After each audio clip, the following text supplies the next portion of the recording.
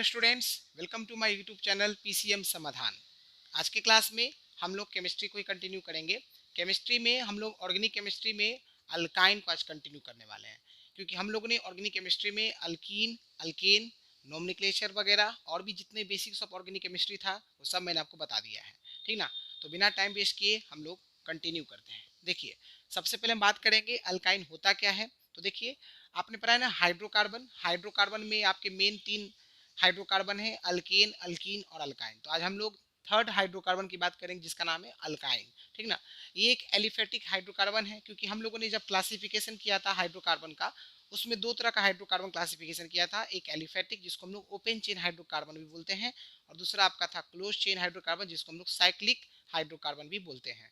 तो ये एक एलिफेटिक हाइड्रोकार्बन है, ठीक ना, जिसमें कार्बन कार्बन एटम के बीच में ट्रिपल बॉन्ड होता है और उस ट्रिपल बॉन्ड का नाम है एसिटाइलेनिक बॉन्ड। आपसे एग्जाम में क्वेश्चन पूछा जाएगा कि किस हाइड्रोकार्बन में आपका एसिटाइलेनिक बॉन्ड होता है, आंसर होगा अल्काइन। ये आपको याद रखना है। उसके बाद जो अल्काइन होता है उसे हम लोग अनसैचुरेटेड हाइड्रोकार्बन बोलते हैं। अनसैचुरेटेड हाइड्रोकार्बन इसलिए बोलते हैं क्योंकि इसके कार्बन की जो सभी वैलेंसीज हैं वो हाइड्रोजन के साथ सेटिस्फाई नहीं होता है, और इसमें ट्रिपल बॉन्ड होते हैं कार्बन कार्बन के बीच में। उसके बाद इसका जनरल फॉर्मूला CnH2n माइनस का 2 होता है। जनरल फॉर्मूला हम लोगों ने अल्किन का देखा था जिसका था CnH2n प्लस 2, फिर अल्कीन का देखा जिसका था CnH2n, और अब हम लोग देख रहे हैं जनरल फॉर्मूला किसका, अल्काइन का, जो कि है CnH2n माइनस का 2। यहाँ पर ध्यान रखना है ये n जो है नेचुरल नंबर है, बट यहाँ भी n का शुरुआत कम से कम 2 से होगा। रीजन है क्योंकि हमको जो ट्रिपल बॉन्ड बनना चाहिए दो कार्बन एटम के बीच में बनना चाहिए। समझ आया? इस वजह से शुरुआत n का वैल्यू कितना लेंगे, 2 लेंगे। समझ में आ गया? अच्छा, कुछ हम लोग होमोलोगस सीरीज देख लेते हैं। जैसे कि जब हमने n का वैल्यू 2 रखा तो आपका कंपाउंड बना C2H2। ठीक ना? अब आप इसका देखिए स्ट्रक्चरल फॉर्मूला भी दिख रहा होगा। इसका नाम क्या है?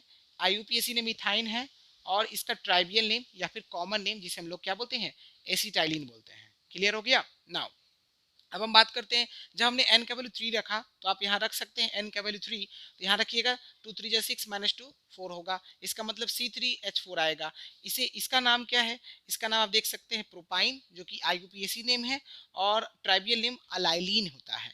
ठीक ना? उसी तरह से आपका C4H6 जो होगा, जिसे हम लोग बोलेंगे ब्यूटाइन, उसमें आप क्या देखिएगा, उसका जो आपका साइक्लिक मतलब आपका जो ट्राइबियल नेम है वो आपका क्रोटोनाइलिन है, और आपका जो IUPAC नेम है वो आपका ब्यूटाइन है।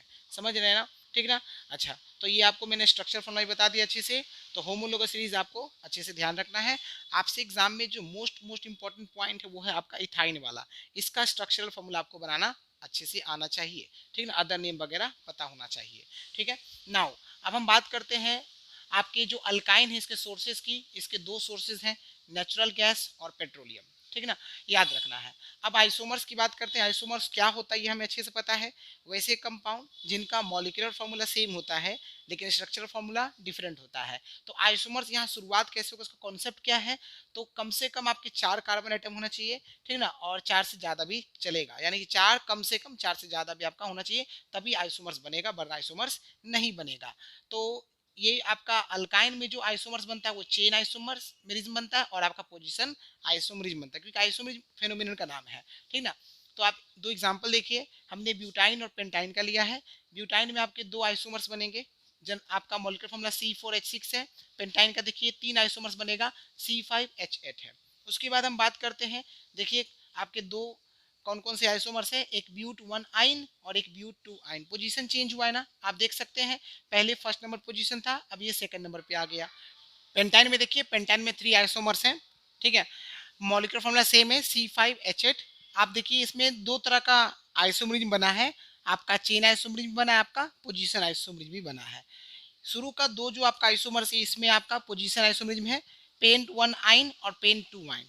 एक्चुअली हमने किया क्या है, ये जो कार्बन का पोजीशन हमने दिया है ट्रिपल बॉन्ड का फर्स्ट पोजीशन दिया है, हम चाहे तो यहाँ भी दे सकते हैं तो भी फर्स्ट पोजीशन ही होगा ना। आप यहाँ दीजिए चाहे यहाँ दीजिए, दोनों केस में तो पेंट 1 आइन ही होगा ना। और जब बीच में देंगे तो इन दोनों को बीच में ही ना देंगे। समझ रहे हैं ना? इसका मतलब आपका ये जो है आपका पेन 2 आइन हो गया। और अब हम इसकी बात करें, ये आपका चेन आइसोमरिज्म है, इसका नाम क्या होगा, 2 मिथाइल ब्यूट 1 आइन। क्योंकि शुरुआत कहाँ से करेंगे, आप देखिए ध्यान से, आपका मिथाइल ग्रुप और फंक्शन ग्रुप दोनों को ध्यान में रखना है, ठीक ना। तो यहाँ पर आपका 2 मिथाइल ब्यूट 1 आइन होगा, ठीक ना। ओके, 1 2 3, एक मिनट 2 या 3 मिथाइल होना चाहिए। रीजन देखिए, क्योंकि यहाँ पर पोजीशन देखिए 1 2 3, थर्ड नंबर पे 3 मिथाइल होगा, 3 मिथाइल ब्यूट 1 आइन होगा। ये इसको सुधार लीजिए, यहाँ पर कितना होगा 3 मिथाइल, 2 नहीं, 3 मिथाइल ब्यूट 1 आइन होगा, क्योंकि मिथाइल का जो पोजीशन है वो थर्ड नंबर पे है, ठीक है। उसके बाद हम बात करते हैं इथाइन, जिसको हम लोग एसिटिलीन के नाम से भी जानते हैं। इसका मॉलिक्यूलर फॉर्मूला C2H2 होता है। मोस्ट इंपॉर्टेंट आपका जो अल्काइन है वो आपका एसिटिलीन ही हमको पढ़ना है, ठीक ना। तो ये अल्काइन सीरीज का फर्स्ट मेंबर है, ठीक ना। अच्छा, ये सब तो हाँ। उसके बाद ये आपका क्या देखिएगा, फ्री स्टेट में जनरली नहीं पाया जाता है, ठीक ना, क्योंकि ये बहुत ज़्यादा रिएक्टिव होता है। इसके शेप की बात करें तो ये लीनियर शेप का होता है। सोर्सेज की बात करें, कोल गैस और क्रैकिंग ऑफ पेट्रोलियम वगैरह में देखने को मिलता है। स्ट्रक्चर की बात करते हैं इसका जरा। स्ट्रक्चर देखिए, यहाँ पर ये मैंने इलेक्ट्रॉन डॉट फॉर्मूला बनाया है, ठीक ना। कैसे बनाते हैं सब आपको ऑलरेडी सिखाया जा चुका है। उसके बाद स्ट्रक्चरल फॉर्मूला के देखिए, ये भी हम लोग का कर चुके हैं, ठीक है ना। तो इस तरह से हम लोगों ने इसके इंपॉर्टेंट जितने भी कॉन्सेप्ट्स थे सारा कुछ बता दिया मैंने आपको। एसिटिलिक बॉन्ड होता है, अनसैचुरेटेड हाइड्रोकार्बन होता है, जनरल फॉर्मूला, होमोलोगस सीरीज। उसके बाद आपके सोर्सेज क्या क्या हैं, आइसोमर्स कौन कौन से बनेंगे, आपके ब्यूटाइन में 2 आइसोमर्स बनेंगे, पेंटाइन में 3 आइसोमर्स बनेंगे। उसके बाद आपको मेन जो अल्काइन है वो आपका इथाइन है, जिसके बारे में हम लोग को डिटेल में पढ़ना है। जैसे कि आपका फर्स्ट मेंबर होता है, ये आपका फ्री स्टेट में नहीं होता है, क्यों नहीं होता वो भी इसका क्वेश्चन बन सकता है। शेप कैसा होता है, लीनियर होता है। फिर अगेन सोर्सेज की बात करेंगे, स्ट्रक्चर हम लोग देखेंगे। ये सारा कुछ कंप्लीट कर लिया। चलिए इसको आप नोट कर लीजिए। ओके स्टूडेंट्स, सो अब हम लोग लेबोरेटरी प्रिपरेशन ऑफ इथाइन देखेंगे, ठीक है ना। यहाँ पर आप देख सकते हैं, ये एक कॉनिकल फ्लास्क लिया गया है, ये एक बीकर है, आपका ये थीसल फनल है, ठीक ना, और ये आपका डिलीवरी ट्यूब है, ठीक ना। साथ में आपका ये गैस जार है, ठीक है, या टेस्ट ट्यूब भी बोल सकते हैं। करना क्या है, इस कॉनिकल फ्लास्क में हमें केमिकल लेना है जिसका नाम है कैल्शियम कार्बाइड। फॉर्मूला होता है CaC2, CaC2, ठीक है। अब इस थीसल फनल से हमें क्या करना है, वाटर को ड्रॉप बाय ड्रॉप इसमें पुट करना है, ठीक है। यहाँ पर एक पिंच कॉक भी लगा हुआ है, ताकि ये वाटर जो है बहुत ज़्यादा इसमें एंटर नहीं हो जाए। उसको कंट्रोल करने के लिए हमने एक पिंच कॉक लगा के रखा है, ठीक है। अब होगा क्या, रिएक्शन होगा। तो रिएक्शन होगा तो देखिए, कैल्शियम कार्बाइड जब आपका वाटर के साथ रिएक्ट करेगा तो क्या देगा, कैल्शियम हाइड्रोक्साइड देगा और आपका इथाइन गैस देगा। इथाइन गैस तो आपका बन गया। अब यहाँ पर जब इथाइन गैस बना है, इसका अभी कोई कलर नहीं, कलरलेस ही है, ठीक ना। और इसका जो स्मेल होता है वो ईथर के जैसा स्मेल होता है। रिएक्शन बहुत ज़्यादा एक्सोथर्मी के मतलब हीट एनर्जी बहुत ज़्यादा इवॉल्व होता है, ठीक है। तो आप क्या देख रहे हैं, यहाँ पर इथाइन गैस आपका बना और इस डिलीवरी ट्यूब से होता हुआ जा रहा है, ठीक है, ये जा रहा है। अब यहाँ पर जैसे ही पहुंचेगा तो यहाँ पर हम क्या पढ़ते हैं कि जो इथाइन गैस है उसे हम लोग downward displacement of water method से कलेक्ट करते हैं। कलेक्ट करने के पीछे कारण है, हमने इस मेथड को यूज क्यों किया, क्योंकि आपका जो इथाइन होता है वाटर में इनसॉल्युबल होता है। हमने क्या किया, इस तरह से इथाइन गैस को ऑब्टेन कर लिया, जो कि C2H2 है, ठीक है। अब हम बात करें प्यूरिफिकेशन की, क्योंकि जो इथाइन गैस जाता है ना वो आपका प्योर नहीं होता है, उसमें कई सारे इम्प्योरिटीज होते हैं, जैसे कि आपका फास्फाइन, PH3, हाइड्रोजन सल्फाइड, अमोनिया, आर्साइन। आर्साइन का फॉर्मूला AsH3 होता है। ये कुछ इम्प्योरिटीज है जो आपका कैसे बनता है, कैल्शियम कार्बाइड में पहले से मौजूद होते हैं, कैल्शियम सल्फाइड और आपका कैल्शियम फास्फाइड। इनकी वजह से बनता है फास्फीन, हाइड्रोजन सल्फाइड, अमोनिया और आर्साइन। ये सारे इंप्योरिटीज है। अब इन इंप्योरिटीज को रिमूव करना जरूरी है। तो हम पहले क्या करेंगे, इन सभी इंप्योरिटीज को एक बार वाटर से पास कराते हैं तो सारे इंप्योरिटीज ऑलमोस्ट एब्जॉर्ब हो जाते हैं, रिमूव हो जाते हैं, सिर्फ फास्फाइन को छोड़ करके। तो इस फास्फाइन को दूर करने के लिए हमने क्या किया, इसको एसिडिफाइड कॉपर सल्फेट सोल्यूशन या फिर एसिडिफाइड पोटेशियम डाइक्रोमेट सोल्यूशन से पास कराएंगे। देखिए एक्चुअली मैं क्या बोलना चाह रहा हूँ, जब यहाँ पर इथाइन गैस बना तो ये एक मिक्सचर मिला। उस मिक्सचर में इथाइन गैस तो है ही, साथ ही साथ आपके और इम्प्योरिटीज भी मौजूद हैं, जैसे कि फास्फाइन, हाइड्रोजन सल्फाइड, अमोनिया और आर्साइन। अब इन सारे सभी मिक्सचर को हम क्या करेंगे, पहले वाटर से पास करवाएंगे। तो आपके ये जो फास्फाइन या हाइड्रोजन सल्फाइड है और ये अमोनिया, ये हाइड्रोजन सल्फाइड, अमोनिया और आपके आर्साइन, ये सब वाटर से रिमूव हो जाते हैं, लेकिन आपका फास्फाइन रह जाता है। तो अब आपके मिक्सचर में फास्फाइन रह गया और आपका क्या रह गया, इथाइन गैस रह गया। अब उसको हम फर्दर क्या करते हैं, एसिडिफाइड कॉपर सल्फेट सोल्यूशन या फिर एसिडिफाइड पोटेशियम डाइक्रोमेट सोल्यूशन से पास करवाते हैं, तो उस केस में आपका जो फास्फाइन है वो आपका एब्जॉर्ब हो जाएगा, क्योंकि ये जो पोटेशियम डाइक्रोमेट सोल्यूशन है या कॉपर सल्फेट सोल्यूशन उसे एब्जॉर्ब कर लेता है। तो उससे क्या होगा, अब आपका सोल्यूशन में से, मिक्सचर में से आपका फास्फाइन भी रिमूव हो गया, ठीक है ना। तो अब आपका सिर्फ और सिर्फ क्या बचा, इथाइन गैस बना। इस तरह से हमने प्योर ऑब्टेन किया। तो जब सारे इम्प्योरिटीज निकलेगा ना, तब उसका कलर कैसा होगा, कलरलेस होगा और ईथर जैसा स्मेल होगा। अब हम इसमें कुछ बातों को ध्यान में रखना है कि आपका फ्लास्क में एयर मौजूद नहीं होना चाहिए, क्योंकि एयर के कांटेक्ट में आने से ये जो इथाइन गैस है एक्सप्लोसिव नेचर का हो जाता है, ठीक ना। तो फ्लास्क में एयर को दूर करने के लिए हम लोग क्या करते हैं, ऑयल या फिर कोई दूसरा इनर्ट गैस को उसमें मौजूद रखते हैं, ठीक है। अच्छा, इसके अलावा एक और मेथड जिससे हम लोग इथाइन गैस को ऑब्टेन कर सकते हैं वो है आपका इथाइलिन डाइब्रोमाइड, ठीक है, 1,2 डाइब्रोमो इथेन। इससे भी हम लोग इथाइन गैस को ऑब्टेन कर सकते हैं। इसका रिएक्शन जब हम लोग एल्कोहलिक पोटेशियम हाइड्रोक्साइड सॉल्यूशन के साथ करवाते हैं, टेम्परेचर रखते हैं 200 डिग्री सेल्सियस, तो आपका इथाइन गैस बनता है, पोटेशियम ब्रोमाइड बनता है और साथ ही साथ आपका वाटर बनता है, ठीक ना। तो आपसे एग्जाम में जो मोस्ट इंपॉर्टेंट क्वेश्चन है वो आपको लेबोरेटरी मेथड में पूछेगा कि आपका रिएक्शन इंपॉर्टेंट है, रिएक्शन आपको अच्छे से याद रखना है। कलेक्शन इंपॉर्टेंट है कि किस मेथड से कलेक्ट करते हैं और क्यों कलेक्ट करते हैं। उसके बाद जो इम्प्योरिटीज है उसमें आपका इम्प्योरिटीज, सभी इम्प्योरिटीज का नाम पता होना चाहिए, फास्फाइन किससे रिमूव होगा, बाकी इम्प्योरिटीज किससे रिमूव होगा, ये सब आपको पता होना चाहिए, ठीक ना। उसके बाद आपको जो दूसरा मेथड ये आपको केमिकल रिएक्शन में हेल्प कर सकता है, ठीक ना। ओके, तो एग्जाम में अगर आपको केमिकल रिएक्शन आता है लिखने के लिए, बैलेंस करने के लिए, तो उसमें ये पूछा जा सकता है ना, action of alcoholic potassium hydroxide with ethylene dibromide. तो आप क्या करिएगा, जब इसका रिएक्शन होगा तो इथाइन गैस, पोटेशियम ब्रोमाइड और वाटर ये बनेगा। बैलेंस करना तो आपको अच्छे से आता ही है, ठीक ना। ओके, चलिए तो इसको आप फटाफट नोट कर लीजिए। ओके स्टूडेंट्स, अब हम लोग इथाइन के प्रॉपर्टीज की बात करेंगे। तो जब भी हम प्रॉपर्टीज की बात करते हैं तो फिजिकल प्रॉपर्टीज की बात करते हैं और केमिकल प्रॉपर्टीज दोनों की बात करते हैं। तो देखिए, तो सबसे पहले हम लोग फिजिकल प्रॉपर्टीज ऑफ इथाइन की बात करते हैं। आप देख सकते हैं जो इथाइन है, अगर इस इथाइन गैस को कैल्शियम कार्बाइड से तैयार किया जाता है, प्रिपेयर करते हैं, तो इस इथाइन गैस का जो ओडोर है, जो स्मेल है, एक गार्लिक के जैसा होता है। गार्लिक यानी कि लहसुन के जैसा होता है। और ये गार्लिक ओडोर क्यों आता है, किस वजह से आता है, ये इंपॉर्टेंट पॉइंट है। फास्फीन और हाइड्रोजन सल्फाइड के ट्रेसेस रहने की वजह से। ट्रेसेस का मतलब लिटिल अमाउंट में फास्फिन और हाइड्रोजन सल्फाइड आपके कैल्शियम कार्बाइड में मौजूद होते हैं, इस वजह से इसका स्मेल जो है गार्लिक स्मेल आता है। हमने पढ़ा था ना, स्वीट स्मेल आता है ईथर के जैसा, तो ये गार्लिक ओडोर में हम लोग बोल सकते हैं। वाटर में इनसोल्युबल होता है इथाइन गैस, और ऑर्गेनिक सॉल्वेंट में आपका सोल्युबल है, जैसे कि एसीटोन हो गया, एल्कोहल हो गया, ये सारे के सारे ऑर्गेनिक सॉल्वेंट हैं। उसके बाद ये बोले एयर से हल्का होता है इथाइन गैस, याद रखिएगा, वेपर डेंसिटी 13 होता है। उसके बाद ये -84 डिग्री सेल्सियस टेम्परेचर पर लिक्विड स्टेट में चेंज हो सकता है, ठीक ना। और अगर इसके बॉइलिंग पॉइंट की बात करें -75 डिग्री सेल्सियस होता है, ठीक है ना। तो इसमें इंपॉर्टेंट पॉइंट आपका है ये, आपका शुरुआत का जो है ये 2 पॉइंट मोस्ट इंपॉर्टेंट है, ठीक ना। उसके बाद हम केमिकल प्रॉपर्टीज ऑफ इथाइन की बात करते हैं, जिसमें आपका है ऑक्सीडेशन ऑफ इथाइन, यानी कंबसन रिएक्शन करेंगे। जब इथाइन का रिएक्शन ऑक्सीजन के साथ होता है तो कार्बन डाइऑक्साइड और वाटर देता है, साथ में लार्ज अमाउंट में हीट भी प्रोड्यूस करता है। जब इसको इनसफिशियंट एयर मिलता है तो आपका सूटी फिल्म देता है। सूटी फिल्म का मतलब सूट होंगे, कार्बन के पार्टिकल्स मौजूद होंगे, जब ये बर्न करेगा तो उसके फ्लेम में सूट होंगे। और जब इसको वाटर एक्स मतलब सॉरी एयर जो है एक्सेस मिलता है, यानी कि सफिशियंट सप्लाई ऑफ एयर मिल रहा है, तो इस केस में आपका ब्रिलियंट वाइट फ्लेम में ये बर्न होगा। तो ये आपको याद रखना है, यानी कि पहला तो रिएक्शन आपको पता होना चाहिए, ठीक ना, और आपको फ्लेम भी पता होना चाहिए। सूटी फ्लेम भी देता है और आपका ब्रिलियंट वाइट फ्लेम भी देता है, आप सिंपली याद रखिएगा। सूटी फ्लेम कब देगा, जब इनसफिशियंट एयर होगा, और आपका ब्रिलियंट व्हाइट फ्लेम कब देगा, जब एक्सेस एयर होगा। और प्रोडक्ट क्या देगा, कार्बन डाइऑक्साइड और वाटर वेपर, ठीक है।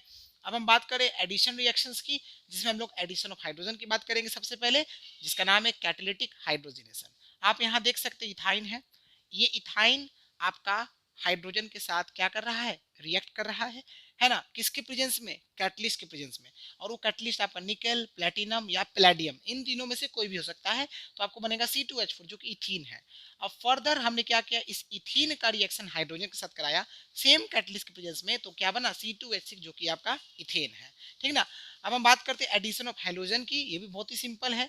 यहाँ पर देखिए इथाइन गैस है, यहाँ पर हमने कार्बन टेट्राक्लोराइड से क्लोरीन को लिया है, और जब ये इथाइन गैस आपका क्लोरीन के साथ कंबाइन करता है तो C2H2Cl2 बनता है, जिसको पढ़ते हैं 1,2 डाइक्लोरोइथीन पढ़ते हैं।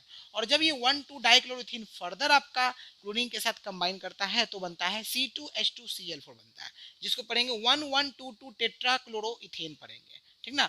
उसके बाद हम बात करते हैं अगर ब्रोमीन का लेते हैं तो कैल्शियम टेट्राब्रोमाइड, कार्बन टेट्राब्रोमाइड, इसमें आपके ब्रोमीन होता है। ये ब्रोमीन जब इस इथाइन के साथ कंबाइन करता है तो आपको देता है 1,2 डाइब्रोमो इथीन देता है। और जब ये फर्दर आपका ब्रोमीन के साथ कंबाइन करेगा तो क्या देगा 1,1,2,2 टेट्राब्रोमो इथेन देगा। तो आप देख सकते हैं पहले आपका जो है इथीन बन रहा है, फिर आपका क्या बन रहा है, इथेन बन रहा है, ठीक ना। ये सारे इथाइन के ही डेरिवेटिव्स हैं। उसके बाद हम बात करें C2H2 यानी जो इथाइन गैस है, जब ये आयोडीन के साथ कंबाइन करता है, रिएक्ट करता है तो आपको देता है 1,2 डाई आयोडो इथीन देता है, यानी C2H2I2 देता है। इसके अलावा ये जो इथाइन गैस है जब ये क्लोरीन के साथ सनलाइट के प्रेजेंस में बर्न होता है तो आपके कार्बन और आपका हाइड्रोजन क्लोराइड गैस देता है। समझ में आया? तो ये आपको अच्छे से प्रैक्टिस करना है, केमिकल रिएक्शन आपको प्रैक्टिस करना तभी आएगा, वरना आप नहीं कर पाइएगा। तो केमिकल रिएक्शन अच्छे से प्रैक्टिस करना है। तो केमिकल प्रॉपर्टीज में हम लोगों ने ऑक्सीडेशन ऑफ इथाइन यानी कंबसन देखा, आपका एडिशन रिएक्शन में addition of hydrogen, addition of halogen ये हमने देखा, क्लोरीन का देखा, ब्रोमीन का देखा, आयोडीन का देखा, ठीक है ना। ओके, अब आपका एक पॉइंट और है केमिकल प्रॉपर्टीज में, फिर हम लोग यूजेस की बात करेंगे और फिर हम लोग टेस्ट की बात करेंगे, ठीक है। ओके, तो चलिए यहाँ तक आप नोट कर लीजिए। ओके स्टूडेंट्स, सो केमिकल प्रॉपर्टीज में एक पॉइंट और है, रिएक्शन विथ हाइड्रोक्लोरिक एसिड।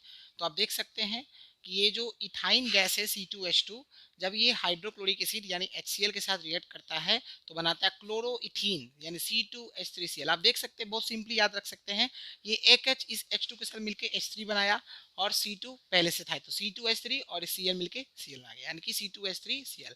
अब ये C2H3Cl यानी क्लोरोइथीन जो है जब अगेन HCl के साथ रिएक्ट करता है तो क्या देगा, देखिए आराम से देखिए, C2H3 यहाँ, एक H यहाँ पर है तो H4 हो गया, एक Cl यहाँ, एक Cl यहाँ तो Cl2 हो गया, C2H4Cl2। इसका नाम है 1,1 डाइक्लोरोइथेन नाम है, ठीक है। तो ये आपके सारे केमिकल प्रॉपर्टीज खत्म हो गए, फिजिकल प्रॉपर्टीज भी मैंने ऑलरेडी बता दिया। अब बात करते हैं यूजेस की, तो आप देख सकते हैं ऑक्सी एसिटिलीन बिल्डिंग में ये काम आता है, जो कि बहुत ही हाई टेम्परेचर पे इस बिल्डिंग को हम लोग ऑब्टेन करते हैं, इस फ्लेम को ऑब्टेन करते हैं। बिल्डिंग का मतलब होता है दो मेटल्स को आपस में जोड़ना हो, है ना। बिल्डिंग पर्पस के लिए हम लोग oxy acetylene building flame use करते हैं। इसके बाद आपका जो ऑक्सी एसिटिलीन लैंप होता है उसमें एज अ इल्यूमिनेंट ये आपका यूज करते हैं इसको हम लोग, ठीक है, क्योंकि ये लाइट को स्प्रेड करने का काम करता है, एज अ लाइट पर्पस के लिए इसको यूज कर सकते हैं। इसके अलावा फ्रूट्स को प्रिजर्व करना हो या आर्टिफिशियल राइपनिंग करना हो फ्रूट्स का तो उसमें भी आपका ये जो एसिटिलीन है इसको यूज करते हैं। इसके पहले हम लोगों ने इथाइलिन पढ़ा था ना, है ना। इथाइलिन भी हमने देखा था, आप देख सकते हैं यहाँ पर कहीं ना कहीं मैंने इथाइलिन लिखा है, ठीक ना। तो इथाइलिन में भी आपका जैसे इथाइन है, इथीन, इथीन याद है ना आपको, इथीन जिसको इथाइलिन पढ़ते हैं, इसको इथाइल, इसको एसिटिलीन पढ़ते हैं। तो इथाइलिन में भी आपका राइपनिंग ऑफ फ्रूट्स में आता था और आपका एसिटिलीन से भी हम लोग फ्रूट्स को राइप कर सकते हैं। इसके अलावा कुछ सिंथेटिक प्रोडक्ट जैसे कि रबर हो गया, आपका पॉलीमर्स हो गया, आर्टिफिशियल रबर, ऑक्जेलिक एसिड, इनका मैन्युफैक्चरिंग भी आपका इथाइन गैस से होता है। उसके बाद हम बात करें मैन्युफैक्चर ऑफ ऑर्गेनिक कंपाउंड्स, कुछ आपके ऑर्गेनिक कंपाउंड बनाने के भी काम आता है, जैसे कि एसिटिल्डिहाइड हो गया, आपका एसिटिक एसिड हो गया, प्लास्टिक हो गया और कुछ रबर हो गया, ठीक ना। तो ये यूजेस आपको अच्छे से याद रखना है, आपके यूजेस 2-3 लिखने के लिए आ सकते हैं। ये आपसे वो सब्जेक्टिव क्वेश्चन बनाया जा सकता है कि ऑक्सी एसिटिलीन लैंप में कौन सा हाइड्रोकार्बन यूज होता है, आंसर होगा C2H2, ठीक ना। ओके, समझ आया। एसिटिक एसिड में भी यूज कर सकते हैं, आर्टिफिशियल रबर में पूछा जा सकता है, ठीक ना। राइपनिंग ऑफ फ्रूट्स में सबसे ज़्यादा इंपॉर्टेंट ये पूछा जा सकता है। अब उसके बाद आपका एक पॉइंट और है जिसमें हम देखेंगे कि कुछ केमिकल टेस्ट लेकर चलेंगे जिसमें अल्केन, अल्कीन और अल्काइन को हम लोग डिफ्रेंशिएट करेंगे, ठीक ना। तो देखिए यहाँ पे मैंने टेस्ट का नाम लिखा है, टोटल 4 आपके टेस्ट हैं, ठीक ना। Bromine solution in carbon tetrachloride, alkaline potassium permanganate, ammoniacal cuprous chloride, ammoniacal silver nitrate, ये 4 टेस्ट हैं। इन सब का हम लोग देखने वाले हैं कि आपका मीथेन और इथेन, क्योंकि मेन कंपाउंड हम लोग पढ़ना था। जब हमने अल्केन पढ़ा था उसमें हमने मीथेन और इथेन का ही ज़्यादा जिक्र किया था। जब हमने इथीन पढ़ा उसमें इथाइलिन का बात किया, और जब हम लोग अभी इथाइन पढ़ उसमें हम लोग एसिटिलीन की मेन बात कर रहे हैं, समझ रहे हैं ना। तो आप देख सकते हैं अल्काइन में आपका मेनली एसिटिलीन की बात करेंगे। तो जब हम ब्रोमीन सोल्यूशन की बात करते हैं तो जब मीथेन और इथेन के कॉन्टेक्ट में इसको लाते हैं तो आप क्या देखते हैं, कोई चेंज मीथेन और इथेन पे नहीं होता है। इथाइलिन में क्या होगा, रेडिश ब्राउन कलर इसका डिकलराइज हो जाएगा। किसका रेडिश ब्राउन कलर डिकलराइज होगा, मतलब कहने का मतलब ये फिर से समझिए, इसका जो ब्रोमीन कलर है कार्बन टेट्राक्लोराइड का, ये कलर में कोई चेंज नहीं होगा जब इस मीथेन और इथेन के कांटेक्ट में आता है तो। लेकिन जैसे ही इथाइन के कांटेक्ट में आता है तो इसका जो रेडिश ब्राउन कलर है वो डिकलराइज हो जाएगा, और एसिटिलीन में भी सेम रेडिश ब्राउन कलर आपका डिकलराइज हो जाएगा। यहाँ पे डू का मतलब है यही चीज वापस यहाँ पे लिखा हुआ है, ठीक है ना। उसके बाद अल्कलाइन पोटेशियम पर मैंगनेट की बात करते हैं तो इसमें कोई चेंज नहीं होता, इसका अपना कलर होता है पर्पल कलर। तो इथाइलिन में तो ये फेड हो जाता है, कम हो जाता है, गायब हो जाता है।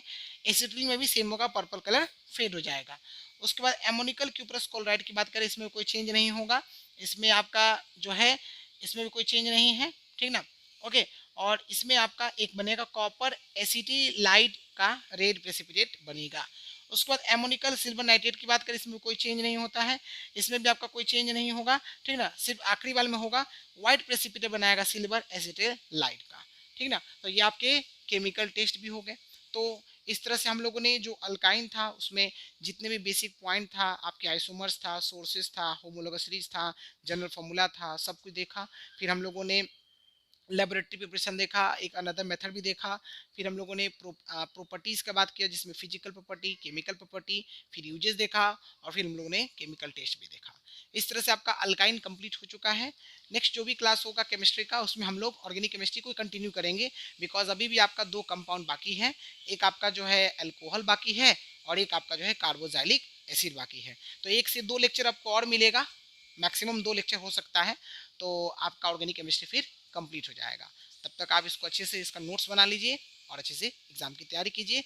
ऑल द बेस्ट मेरे तरफ से सबको, thank you, bye and take care.